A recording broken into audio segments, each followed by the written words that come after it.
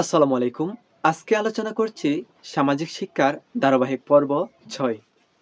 আজকে আপনাদের জন্য খুবই একটা গুরুত্বপূর্ণ বিষয় আলোচনা করব।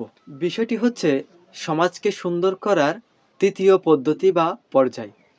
সমাজকে সুন্দর করার তৃতীয় পদ্ধতি বা পর্যায় হলো সংগঠন বা সম্মিলিত প্রচেষ্টা।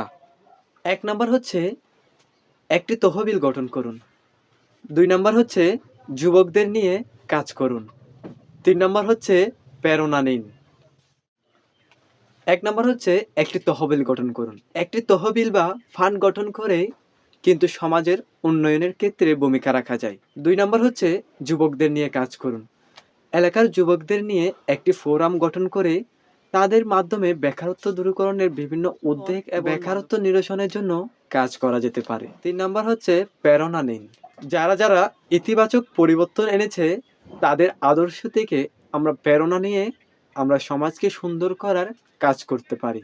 তাহলে কিন্তু একটি সুন্দর সমাজ তৈরির আমরা প্রত্যাশা করতে পারি। এই ৩টির মাধ্যমে কিন্তু আপনি একটি সুন্দর সমাজ তৈরি করতে পারবেন। তাই সমালোচনা নয়, সুন্দর উদ্যোগের মাধ্যমে সমাজকে সুন্দর করার চিন্তাভাবনা তৈরি করুন নিজের মধ্যে। তাহলেই কিন্তু সমাজ সুন্দর হবে।